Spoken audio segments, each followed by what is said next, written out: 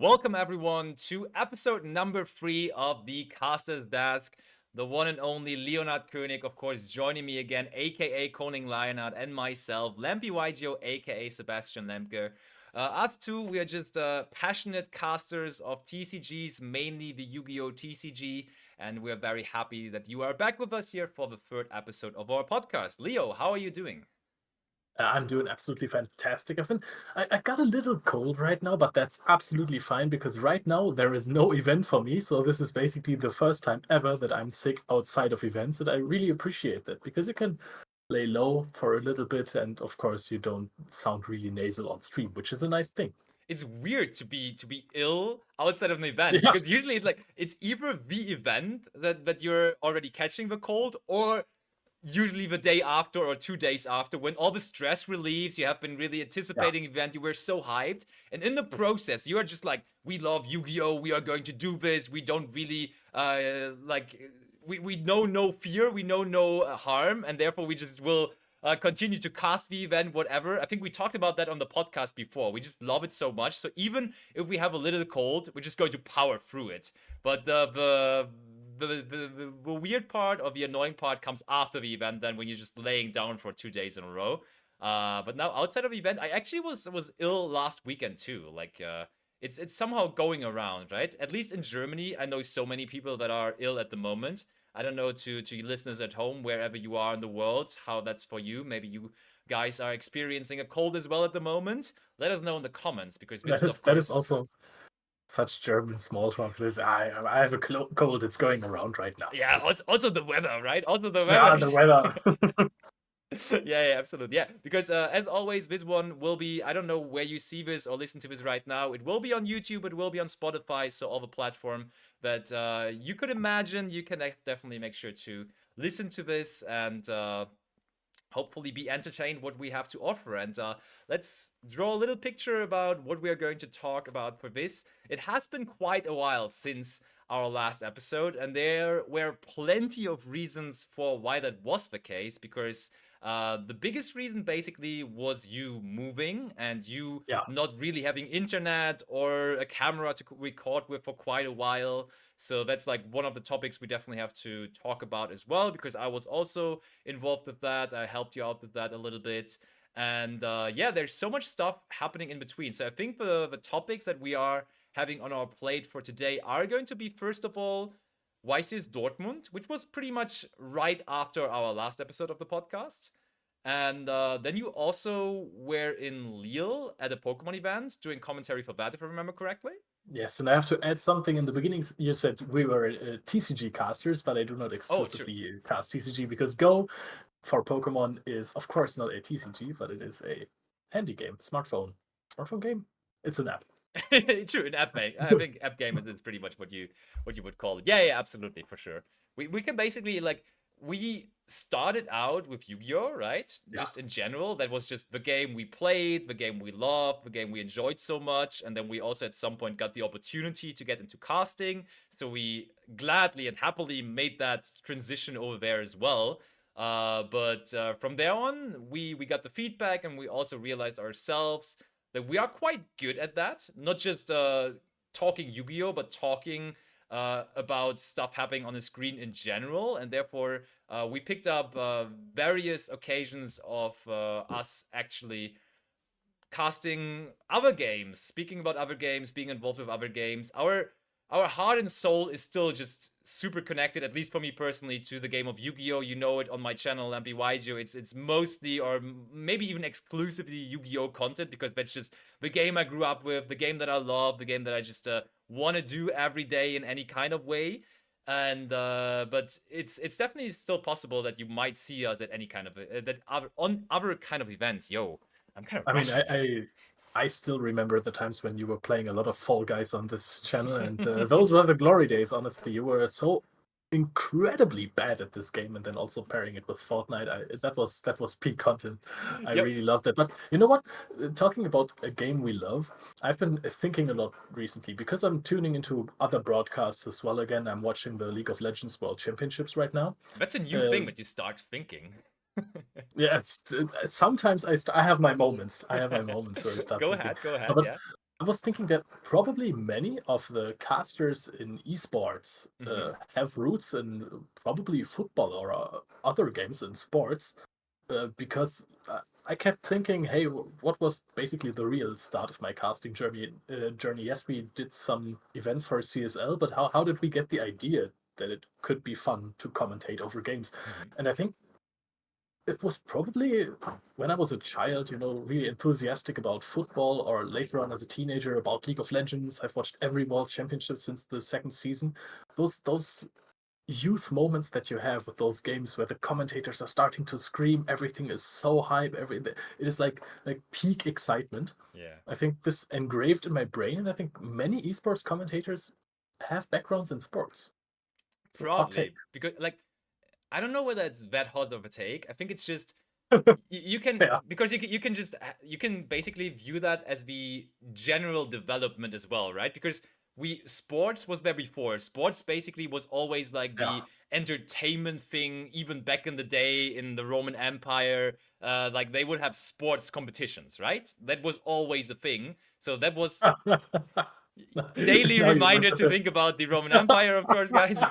No, but like actually, sports was always there. So of course, initially they had people commentating sports, and I think like esports is just such a new thing coming up, and it's like growing and growing and getting bigger and bigger and bigger. But I mean, of course, we got in contact with the bigger and older thing first, which was sports commentating. But I think like in 50 years from now or something, it might be the different way around. It might be people getting into esports first and then somehow ending up as a football commentator or something. That's a funny thing to imagine, but it might actually be happening. I think maybe even now there are so many Yes. kids that are growing up with fantastic esports broadcast. We back in the day, we we people we had to suffer in esports broadcasting. People were playing from garages and stuff like that. Yeah. It's really nice how far the branch, no, how far it has come. Esports in Gaming general, yeah, broadcast, yeah. yes, that's true. Definitely. It's a big development. And I mean, also, I would say since the release of Master Duel, Yu-Gi-Oh, of course, Yeah, has also been going into that direction a lot more. I mean, also our TCG broadcasts for the YCS, they've been getting bigger and better as well, and we are very happy to be a part of that overall, of course.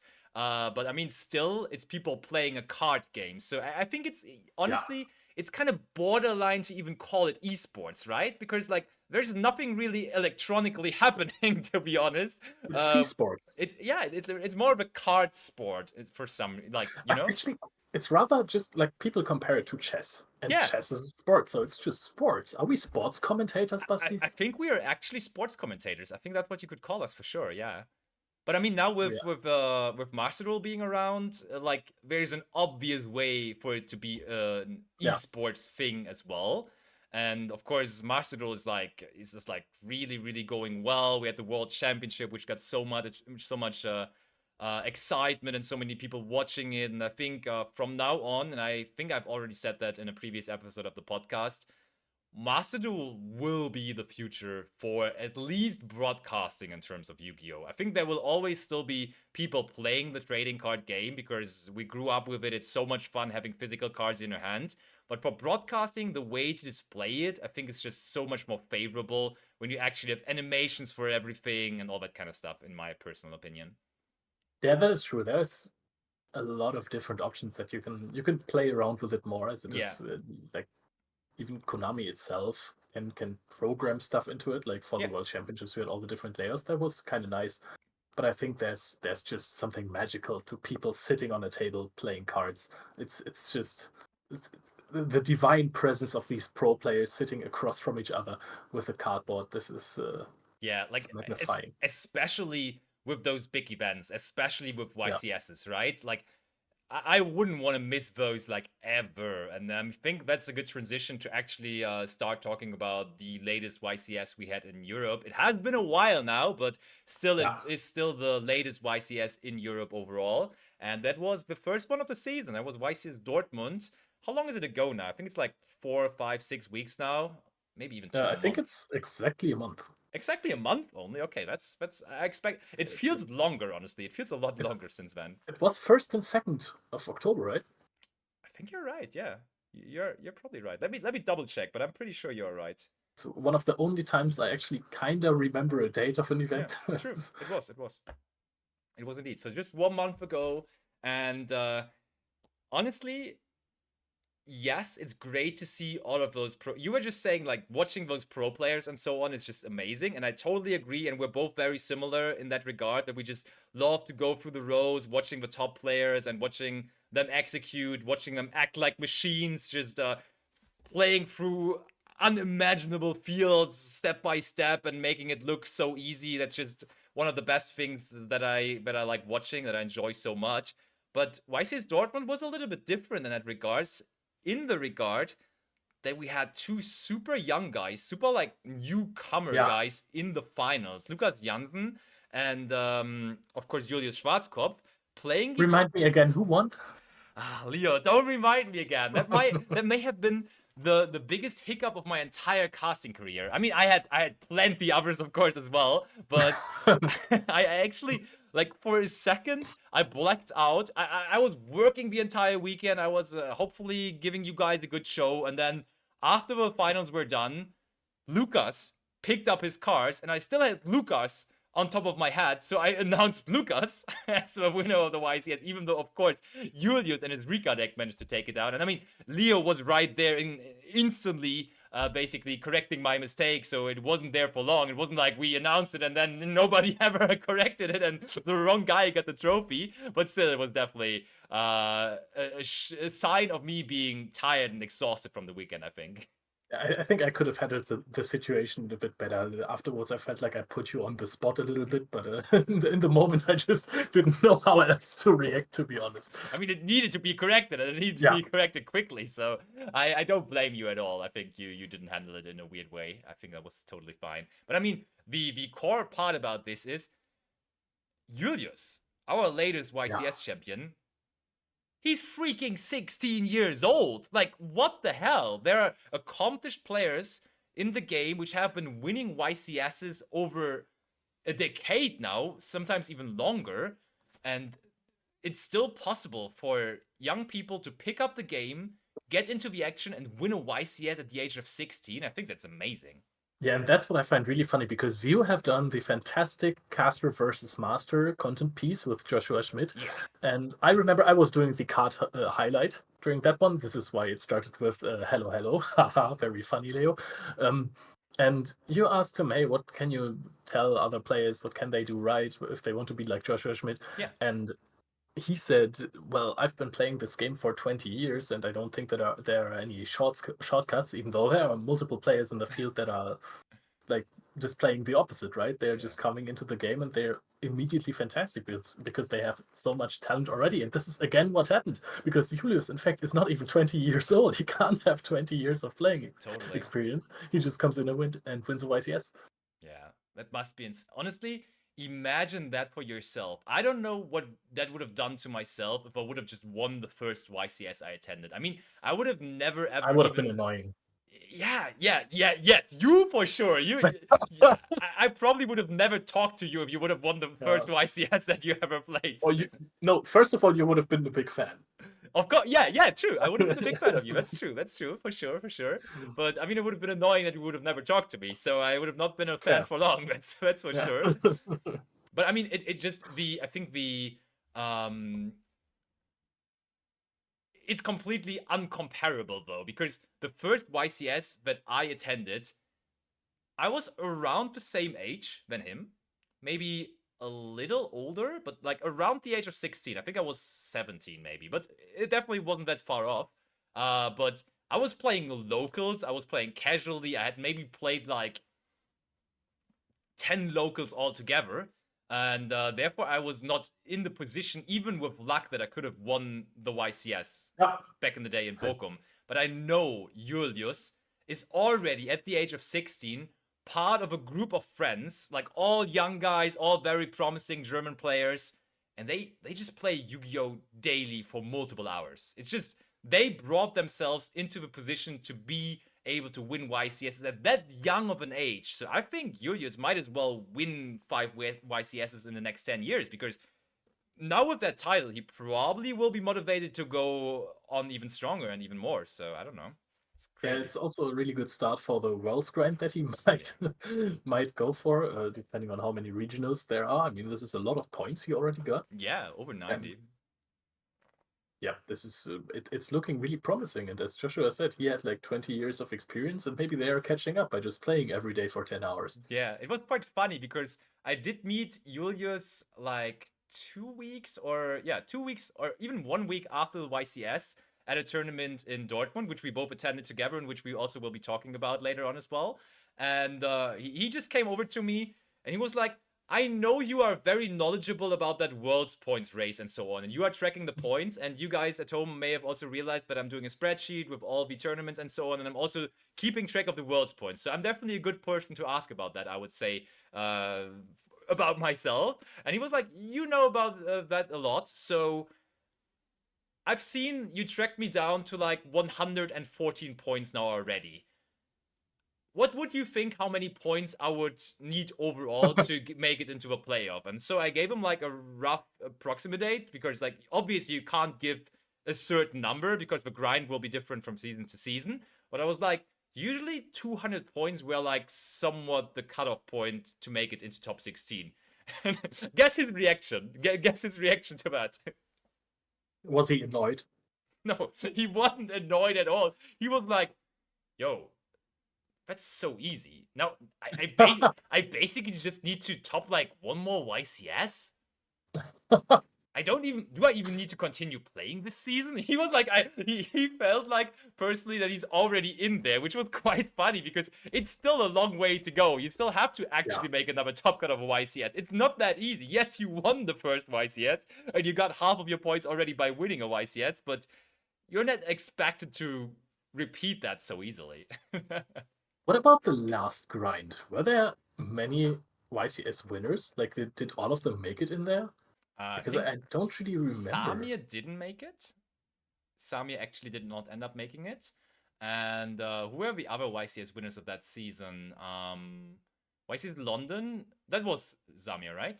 Oh no, Lyon was Samir, right? No, Lyon was Chris LeBlanc, and Oh, true, true, true. Samir I was mean, in London. Yeah, the 250th versus Tom Kleinegräber. true, true. So LeBlanc then doesn't count because he's not European, so doesn't is not involved with the race, of course. Then before that, we had Dortmund, where it was Vincenzo Orofino, who Yes, was not in the leaderboard as well. He did not make top 16 and was not in the playoff. And then we had Josh. Joshua Schmidt, who was in the Yeah, playoff. Yeah, who was in the yeah, playoff. Who didn't and need it because he was already qualified for Master Duel, but still he did play in the playoff for sure.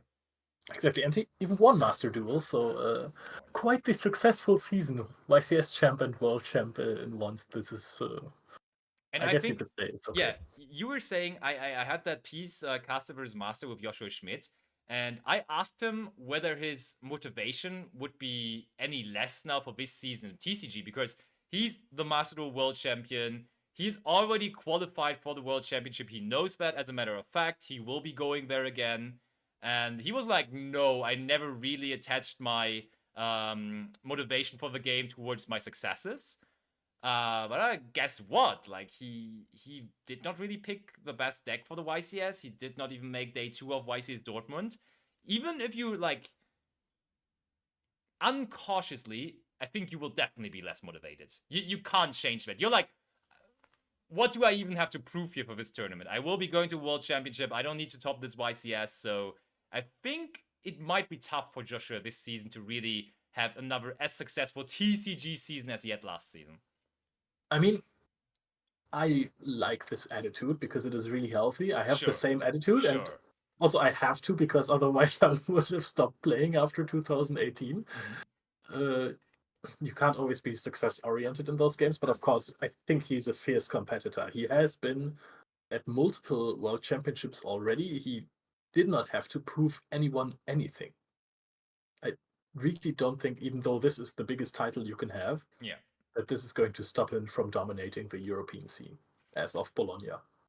Overall, I will agree, yes, but I think for this specific season now, it might still be a little bit of a disadvantage because, like, he doesn't need to earn points, he doesn't need to do anything. But I like I think we might have talked about that in the podcast before. You gotta differentiate a little bit because some people are out there grinding, trying to make their way into playoffs and so on, and get as much traction as possible. And for usually older players or players that are at least longer within the game, they will just look for titles. They want to have they want titles to be remembered. They don't really care about topping every YCS of the season, but they want to set themselves like somewhat of a legacy, and they want titles. And I think Joshua is kind of that kind of a person, you know? He doesn't really care about making Top Cut number, I don't know, 35 or something. He really wants to win a YCS at the end of the day. Another one. How many top cuts does this guy have already? Too many to even be thinking about it, that's for sure. If you count in nationals, he needs the German national champion title. Oh, true, yeah. He's missing out. He made did he make top 8 or top 16? I think it was top 16, right? In last year's, or this year's rather. I think last year's was the first one in ages that he did not top. Exactly, yeah. And this Or year, the first one ever. in this year, he lost to Erik Töpel on Oh, Riga, right. and I think that was top 16. Yeah, must have been Good, top 16 for sure. Yeah. But still, German nationals was such a nice event. We had a really good time casting that one. The finals was hype. Yeah, The yeah, for sure. clip really went viral. That brings us to Dortmund again, because in round 3, I believe, it was my first break, or round 4, you guys were casting Tom's match, and he was actually going for the turn 1 Eradicator against his opponent with Levy. Yep. After him getting eradicated, he actually turned to the dark side and also was doing that to his opponent then.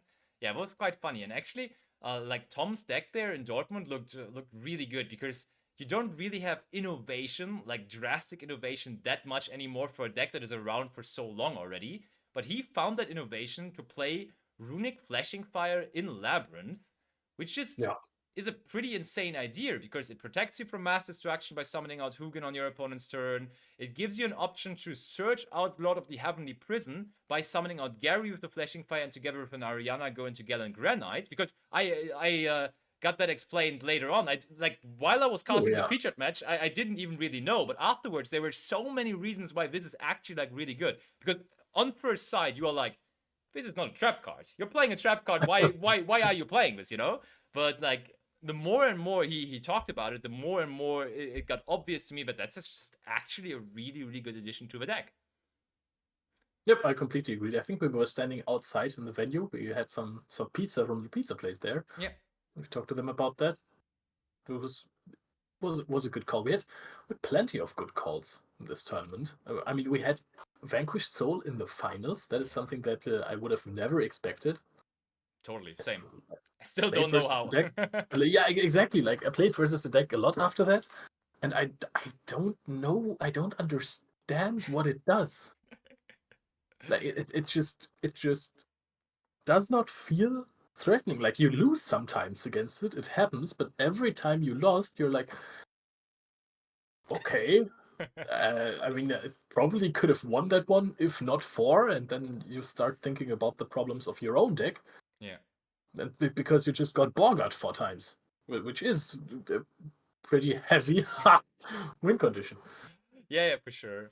Like, Vanquished Soul is a weird deck. I don't think it's a bad deck, but I still just don't think it's the most overwhelming deck ever. And when you see that we had like Telements as like the new big combo deck there for this event, and when you just compare those two decks to each other, and you see that Lukas Janssen, for example, did not even run the Dimension Shifter, which would be the card to counter the Telements matchup, you just don't really understand how those two decks line up against each other. Because even going second, Telements feels like a deck that can just slice through Vanquished Soul fields, which are not that powerful in the first place. I was going to say, what field?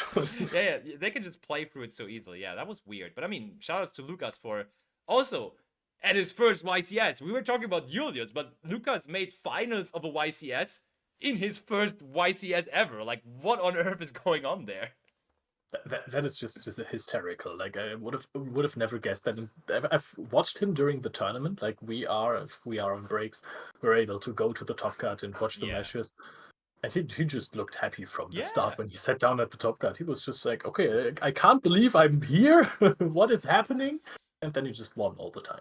maybe that's the approach though, right? Maybe that's like mentally the best thing you can do, because I remember from myself when I reached top cuts, and that wasn't so often so far in my career, that definitely the pressure picks up. I will definitely be more nervous as Yeah, soon as top cut starts. And when you just completely zone out and ignore those nervousness factors, you're probably just a lot more likely to actually do well in the top cut then. that is true. I mean, I can't tell how it's like being in the top cut of a YCS.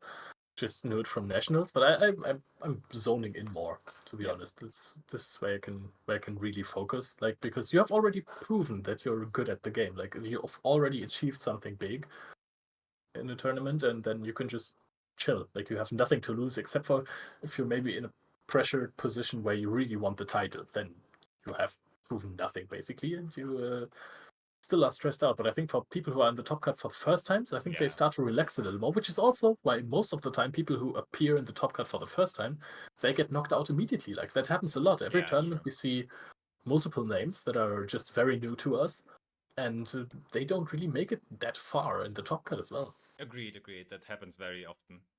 But to be fair, like with those big top cuts, we like regularly now have top 64 at European Yeah, YCSs.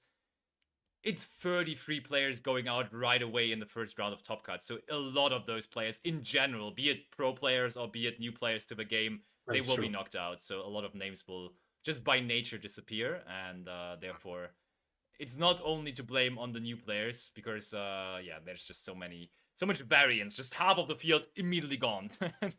Do you, I want to say something about a specific player from Dortmund, from the Mhm. top cut. I want to make a call who's winning the event in Bologna. Oh, wait. Let me. Can I make a guess first? Sure. So the person made top cut already in Dortmund, yeah? Yeah. I will go with Gabriel Netz. Also a good call, but I think it's going to be Muselli. Ooh, yeah. You love that guy, like in a Yu-Gi-Oh I'm a way. big fan. Yeah, yeah. Yes, absolutely. I'm a big fan. I also told him that which was maybe a bit cringe, because I approached him. I was like, "Hey, I think you are very cool," because this guy he's just relentless. He's just sitting there, absolute poker face the entire time. Looks like he does not care about anything at all. Made top four, and I really loved his deck list. I think he was playing the Unchained deck, right? Yes, yes. And he's Italian. And this means that his testing circles most likely are oftentimes also Italian. Yeah. And which deck are Italians known for?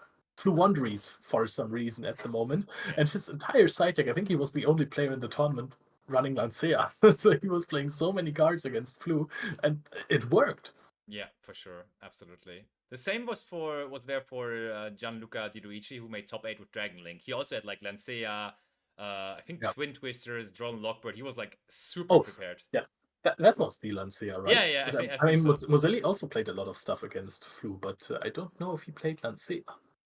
Yeah, for sure, for sure. That was definitely like also Muselli is crushing on the regional circle. He right now is Yeah. in 5th place of the World Championship leader point. But I mean, I will put the link into the video description on YouTube again to my spreadsheet where I'm tracking all of the events and all the leaderboards for the European community for Yu-Gi-Oh! Overall in general. But Leo, do you know who actually made it to first place in the leaderboard right as we speak? Because we just updated today with all the new data we have.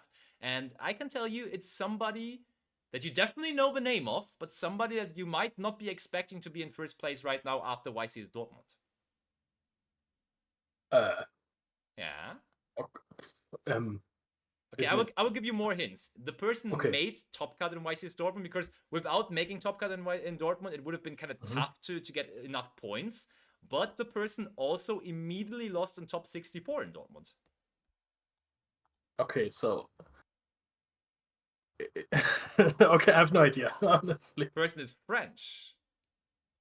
Oh, is it Susi? Yeah, Gabriel Susi right now is first on the leaderboard. He's really crushing in the regional scene, making top cut after top cut, and or like it's not top cut, but making like top 8 after top 8 in regionals, and therefore stacking up on points. And I mean, he was at the World Championship this year, and he appears to be Yeah. ready to go again. He wants to make top cut once more because he even made top 8 at the World Championship this year. Yeah, which he is was crazy. first after Swiss. Yeah, true, true.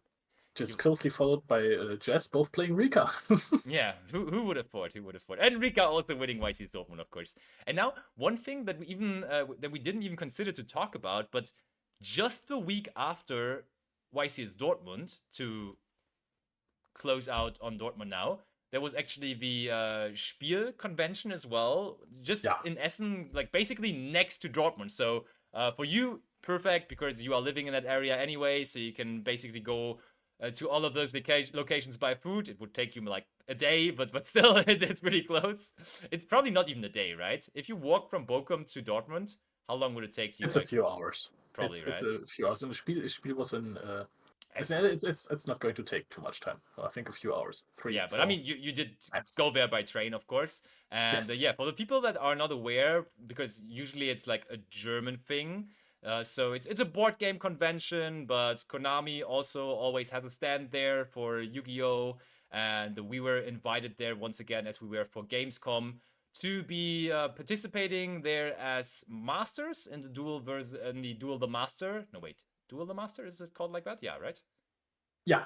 Yeah, Duel the Master promotion, so you could approach us to play versus us during specific times and earn yourself some booster packs when you would beat us, which of course is impossible. So don't even Of try. course. And then Stop. Please also, try. again, Rescue the Rabbit happened, where we were both defending the rabbit, and people would need to defeat 3 duelists in a row, or at least over the course of the day, 3 different duelists to get themselves into a raffle to win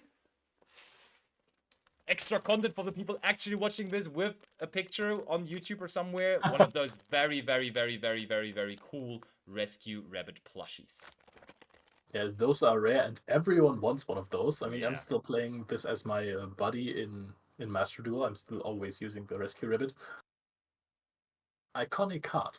totally iconic card. I love it. I mean, people really, really want those. And we actually, when we are having those Rescue the Rabbit things, we realize that because a lot of people are Yeah. actually entering and a lot of people are trying to win it, and it's really always a very cool thing. But I think, I mean, yes, Yu-Gi-Oh related, those fairs and those conventions are always like really nice, but I think even more importantly, it's about getting to, because it's like not as stressful as a YCS, because with the YCS you get Yeah. into the venue early in the morning and then you leave late in the evening. So there's not that much to do outside of the YCS itself. But for those conventions, you are there for a couple of hours, playing a couple of games as a master or playing a couple of games at Rescue the Rabbit. But then you are free to do some stuff, and you can actually just do some chilled stuff with the other promoters and so on. And I think it's more of a chill environment, more of a chill job, and I think I'm all really enjoying like Gamescom and Spiel because they're just chill Yeah. weekends where you can play Yu-Gi-Oh as the main purpose, but still just do so much other things. It is a lot of fun, and I also want to advertise it for you guys just to come to one of those events because for the Oh, Time Wizard tournaments there, oh, yo, you're now the actually flex, able. the Now, flex. another piece of content here. Basti won one as well, so it's not necessarily that much of a flex. You could win the official Time Wizard game, man. Yep, that is indeed true. That's the thing. And And it's please, great. It's a beautiful mat. Like seriously, it's such a beautiful mat. yeah, this one also people really want that Light and Darkness Dragon, such an iconic card. It's one of my favorite cards back then. I was really happy that I had the ultra rare copy. I was playing this in my Giga Plant deck, which did not necessarily make sense, but every time I summoned it, it was still a big problem card for my opponents because people back in the day did not run that much value. And this makes kind of a difference with the Light and Darkness Dragon as well. But yeah, For sure. that event was a lot of fun. It's also really nice to see that there are so many children playing the game. Like they're Yeah. getting demos. Like if you are not aware of how to play Yu-Gi-Oh, you can just go there. We have judges who are explaining the game to you, and it's just so much fun for everyone. Totally, yeah, it's really, really cool. I mean, I'm living in Berlin, but still, like then for a third weekend in a row, I was just in that area non-stop because there was YCS Yeah, Dortmund first, then I traveled there for the convention in Essen, and then the weekend after, just because I love Yu-Gi-Oh so much, I traveled back there, had a really fun evening at your new place with Aaron and Marcel. Shout out to them, that was really, really fun. And then on Sunday, we went and played a case tournament. That was really, really cool. Yep, that was. I mean, we have spent so much time with each other Yeah. for those 3 weeks. There was absolutely crazy. I'm pretty sure that friends shouldn't spend that much time together with each other, but we still had a blast. We had crazy game parties, as my father would call them, uh, Yep. where we were even at home True. just playing card games. Uh, and yeah, then now at my new place, we did a lot of testing, some openings. Duelist Nexus was opened that night. Yep. Was a great choice by everyone. And then the next day we had a tournament. I could finally play a tournament again. It's been a while. I wasn't that active as a player this season Yeah. at tournaments. There was plenty of reasons for that. Personally, I was really sad about it, so I was really looking forward to the tournament, even though I knew I don't have the experience for this specific format to back it up. But yeah, I had the decision to make. Hey, do I play Gabriel Netz's Tearlament list? Or do I play something that does not fear Bestials as much? Because we were both thinking, hey, players are going to over prepare for Tearlaments. For sure. Yeah. So I brought Salamangreat. And I got shifted a lot. I mean, you like Shifter, right? On that Everyone day, I knows that. did not quote me on this one. On that day, I did not like Shifter a lot. Every time I saw Dimension Shifter, maybe that's karma because of the audio thing, but that card haunted me. But I still, it went really well. The only game I lost was against Vanquish Soul, actually, because they just shifted me and dwellered me. Yeah, Both. so I, on the other hand, decided to play Dragon Link, and I also didn't really test it too much. I grabbed a deck where I felt like, hey, this looks like a good call into the format. Dragon Link did decently well at YC Dortmund, so I was like, I have played Dragon Link before. I have not really played it that much in this format yet, but it will be fine. Turns out it was not fine. I absolutely, completely blundered the tournament and not. I think I dropped by around 4 or 5. I was not having it.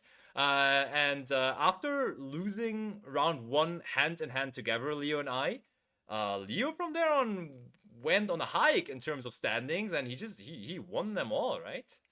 Yeah, that's the second time I played in this venue, and it's the second time the tournament went exactly the same. I was coming there with Busty. We both lost the first round. Then Yeah. from that point on, Busty proceeded to have the worst time ever, Yu-Gi-Oh! Wise. And I just kept winning the entire time. And it was I was I was in the zone at some points. Like Yeah. I had really nice opponents, and I was playing the Salamangreat deck list, almost the list of Max von Neversale, Hmm. and I played Salamangreat Charge, and that was the card of the tournament. It's absolutely insane. And Yeah, it's a good which card. deck, Basti, which deck won the event? Do you remember? Oh god. Oh, you don't? I do. Wasn't it the Constella guy that won in the end? Or Yes, it like was Talonite Turnskip, 7-0. yeah, and he won every single die roll. Yeah. I'm not making this up. I talked to the guy, or at least I listened to the conversation where he admitted. He was like, "Yeah, I won every single coin toss today, or die roll today." And I mean, if you just consistently do that and you turn skip your opponent every single time, you are having a good day, of course. Yeah, that was. I mean, if just imagine how few turns his opponents had over the entire tournament. How little time this guy spent on that day watching his opponent play Yu-Gi-Oh! The funniest story I heard about him was I didn't even see it myself, but someone else after the tournament told me that he was sitting next to him and he was turn skipping his opponent, and then it got Oh back yeah. to him, and then he realized, oh, I'm short of game here. Never mind, I will just turn skip you again so I can go for a game then next turn. Like, what the hell? Let's But just turn skip again. I mean, I really like that he just identified that before he did anything stupid. Like he Yeah, was like, okay, let me just first calculate. Hey, can I somehow get game here, or do I have to turn skip again? I mean, it's still like a really good tournament run. You got to give him props. Like sure. FTKing your opponent is not always the easiest thing, especially when people were running a lot of hand traps again. Talonites are also fragile towards Bestials and Shifters, so tipping my hat. Yes, sir. Good job. That's just a wild guess by you that they're fragile to Bystials, right? Because Yeah, I don't. absolutely no idea, but they are lights. And like the rank 4, when it's summoned, it adds back a Talonite card, but you sometimes take Skybridge or something, you mill something with Unuko. I have no I idea. see you're an expert. Yeah, you're an expert I, in the Talonite deck. I I mean, know my Talonites. What can I say? I will not. I mean, I will not argue against you because I gotta say, like Talonites may be one of the decks that got support over the last year that I'm the least prepared to cast I or talk about. I got I got turn skipped at nationals. I didn't. I won 2-1 because my opponent made one crucial mistake. Shoutouts to the guy who immediately realized it. I completely lost the game. I summoned Fenrir, and my opponent went, Pleiades effect, bounce Fenrir. I just looked at him, took the Fenrir to my hand, looked at him again, just played the Fenrir. He was like, oh, that was stupid, wasn't it? Like, yeah. Kinda. Oh, Yeah, that so was you great. you even ended up making top four, getting yourself a nice little box. That was definitely nice. And then I mean overall, I didn't even mind it. It was like a super exhausting weekend for me. I traveled again for the third weekend in a row, Yeah, but still, I had a good time. Seriously, you guys at home, if you're considering to go to a Yu-Gi-Oh tournament do of it. any kind, just do it for real. There's no like there's no downside. You will always be happy when you are at the tournament. Even if your tournament run is shitty, as mine was. I was doing absolutely awful for the tournament itself. I still then, as I'm doing it for YCSs, as I'm doing it for every Yu-Gi-Oh tournament attending, I just walked over to the top tables and I was watching good Yu-Gi-Oh players execute their Yu-Gi-Oh. And I love that. And I mean, also if you don't like that much, just sit down with your friends and have some casual games, maybe play some Time Wizard. The Yu-Gi-Oh community really is a nice space for people to just have a good time together. Yes, especially at that event, you could also play side events. Yeah, You true. you could actually play Time Wizard in another tournament setting, Yep. which also must have been a lot of fun. I wouldn't know because I was still in the tournament. Of course. The Crusher himself. Yeah, if you're curious about the deck list, the deck that Leo used, there's also a deck profile on my channel. Link, of course. Either you're watching this on YouTube, or you can go over from Spotify to my YouTube channel where you can find it. Good old Salamangreat, which received support recently. So if you're listening to this right now and you were like, 2019 was the year of Salamangreat. How is it back? Yeah, they got support recently, and it's pretty good. Pretty good. I Yeah, would say. the OTK is a lot still. Again, But without access code token now. that is true. That is the coolest thing ever. You're back to fusion summoning again, which also was a neat thing back then. Yeah, but Totally. that was a lot of fun, and then we had a little break from broadcasting and playing. Yeah, exactly. That's true. But I mean, that case tournament at that point, you were already fully moved into your new flat. Because Yeah. like we were said in the beginning that that was like the biggest reason why our latest podcast Yes. was so delayed, because you were basically not able to record with me. I also was changing places again and so on. So it was a bit on both of us, but mainly you because you were getting into a new place. And let me say something. Please, nobody break into his home, but the flat itself is amazing. Holy shit! I think your flat is extraordinary. Like seriously. Yeah, it's gorgeous. The walls are really high. It is insane, which was a pain to paint, but I think we got rewarded today. Just today, we got our new kitchen, Nice. which is really. I'm really adulting right now because I paid for a kitchen, which is basic. It hurt. It's pricey, yeah. Trust me, it really hurt. Furniture and stuff like that is not cheap. But it's just amazing. I'm really happy to live here right now. I'm very comfortable with the apartment. It's great. It's fun. And Basti, of course, helped a lot as well. We had like you can't imagine that. Like we're talking about furniture labyrinth, but we built some stuff together. We built some stuff up, and we had a great time. It actually worked. We were a bit stupid while doing it, Of course, Of course. nobody would imagine or would expect that we are just trying to build up furniture and it works immediately. Of course not. Totally not, But no. with some bumps in the road, we got there, and there was a picture going around on Basti's Discord of him wearing a FC Bayern Munich jersey, and of course I said that, hey, this is Basti's jersey. I have to clarify that now. It is actually my jersey. I To the support world. the club. I don't I, want to su- associate. I don't want to be associated with it anyways. I mean, I was wearing it to make it dirty while painting the walls, but sure. no other purpose. No, I support the club since I was 4, and actually that one has a pretty funny name on its back because it was customized. Uh, I got it when I was 16, and it says Thunfisch, which is German for tuna. And I want to tell a little funny story about that one. Go ahead. It's by the way, I can spoil it. It's the funniest story ever. Like how that went down, you could not. You could not even imagine. Oh my! I have like those you know when you're like feeling a sour throat, you're taking these guys, and I almost yeah. Go on with your funny story, and I can recover from almost dying.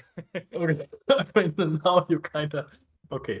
Now you overhyped it. All right, so I was at football practice, and one guy, Marius, who was our 10, our midfielder, he said, "Me and Tuna against the rest." And I said, "Who's Tuna?" And he says, "Always the guy who asks." And from that point on, for the next 2 years, my name was only Tuna at my football club, and then I got a jersey with it, and I wore it to school, which was a big mistake, because on that day we had like a huge run for the entire school, or like all of the upper classes, and we were in a stadium in Kam in my hometown, and people were just yelling "Tuna, Tuna" when I was running, which was kind of awesome. But Isn't it then cool? everyone Yeah, that sounds associated cool. me with a fish. Yeah, yeah. I mean, by that point, that was already a thing, though. At least within your football club, though. Yeah, for the Yeah, that people is true. wondering, like because you were just talking about your nickname that you had back in the day, but I mean, I also have like a very I have a nickname that I'm still using to this day because like my channel is called Lampy YGO, Ah, so it's Lampy, of course. And I've gotten that question several times over the course of my now twitching career or our starting podcast career. And that's why are you called Lampy? What's with that? Because everybody just knows the Pokemon Lampy because there is one Pokemon in German and it's called Lampy, but I actually it's have Chinchou nothing. for the Oh, people okay, who know the English Chinchou. name. There you go. But I have nothing to do. Like my nickname has nothing to do with that, and it's like my story actually is even way worse than yours because the way I got the nickname Lampy was in elementary school, and my last name, as you all may know by now, is Lemke.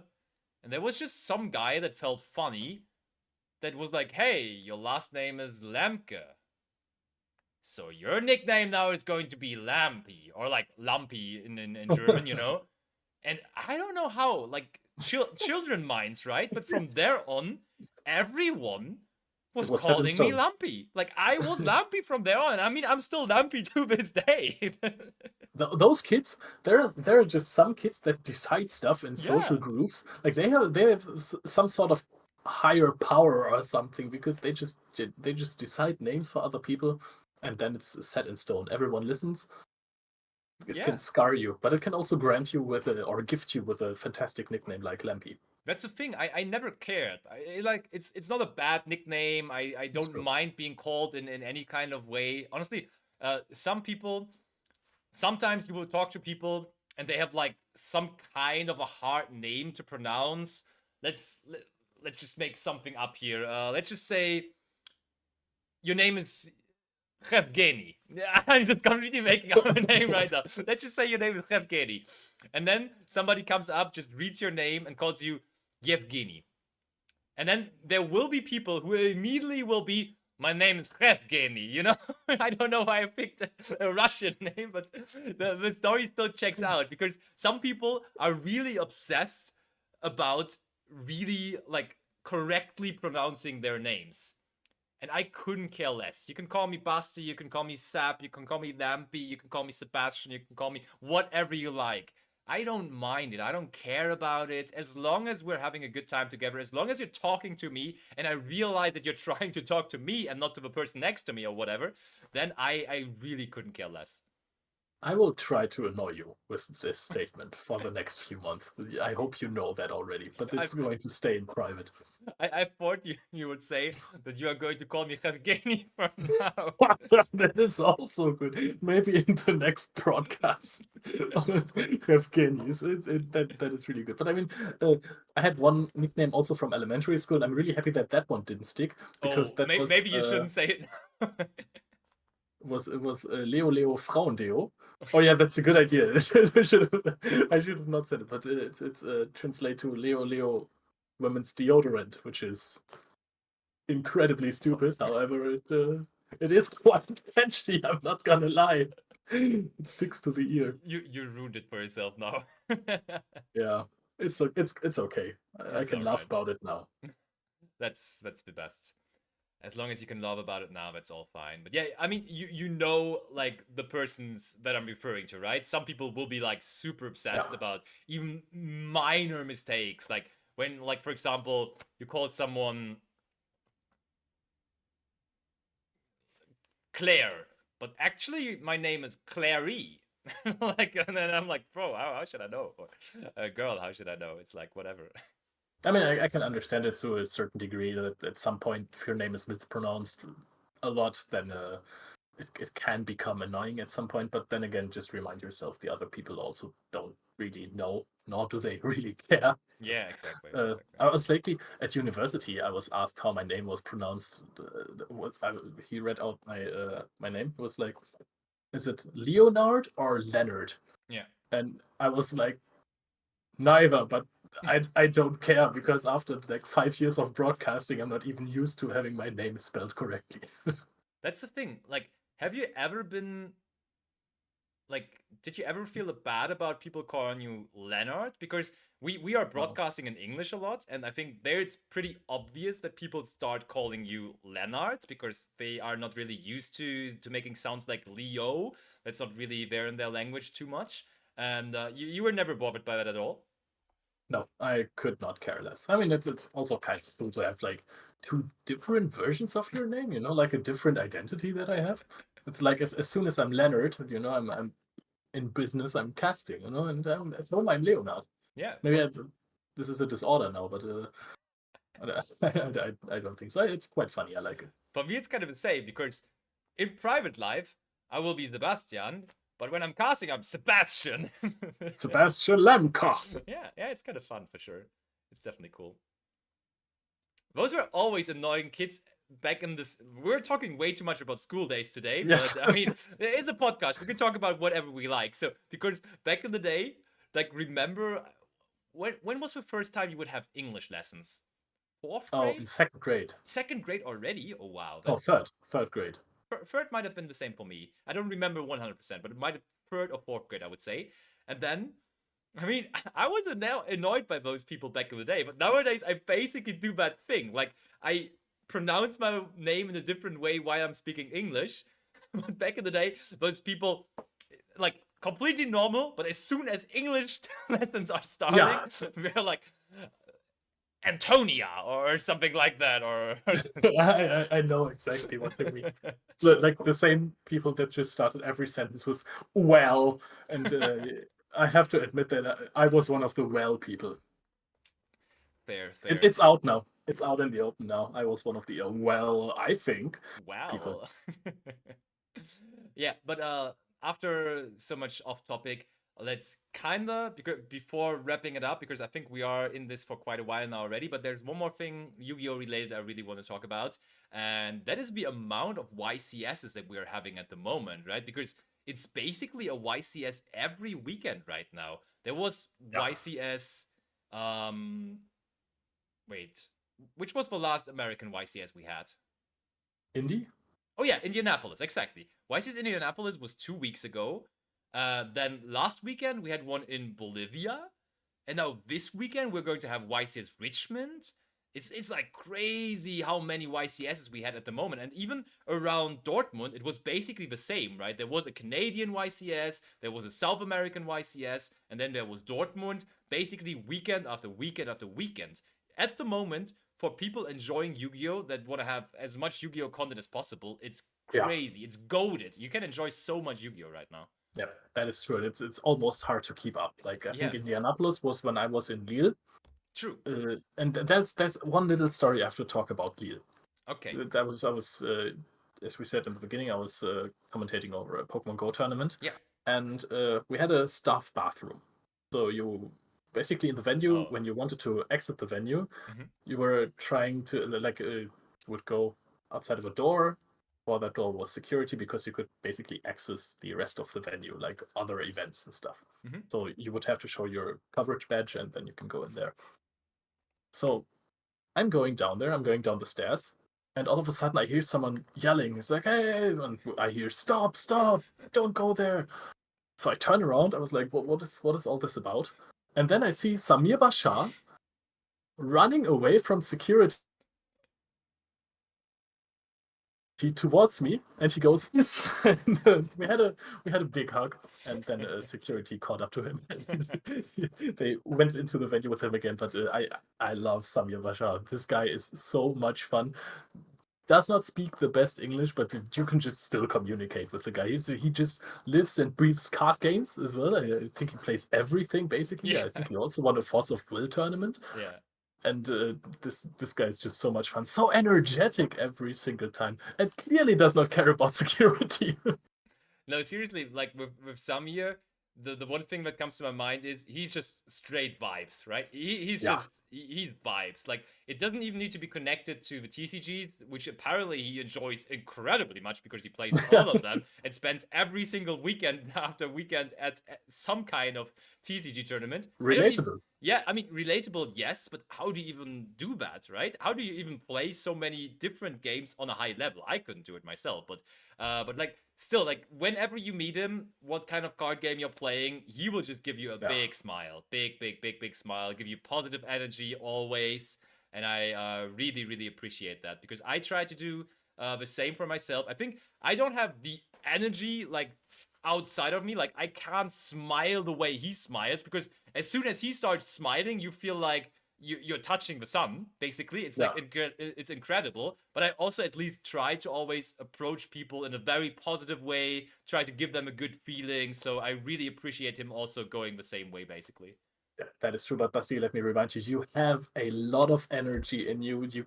I know that you can freestyle rap for hours and hours and hours, which I have just found out in the 3 weeks we've been spending together. So don't worry, you are still a very high energy person. Maybe not Samir Bashar level, but still very high up there. Yes. Sometimes, but I sometimes can't make my mind stop, and then I will just splatter out some weird stuff. Yeah, that is true. We have sometimes we have the weird dynamic that when one person of us is really tired, Yeah. then the other person starts to get hyped up. Maybe this is because of our casting together. Like if Yeah. someone gets quieter, hey, I have to be more energetic now. And this has transferred into our personal lives that when someone's like, hey, it's been a long day, I just want to get tired. And the other one's like, okay, this, it's that, and rapping now. No. So maybe we should think about that. True. That's actually true. But man, I can't wait for the next event we're casting together. I want to cast Yu-Gi-Oh again. Yeah.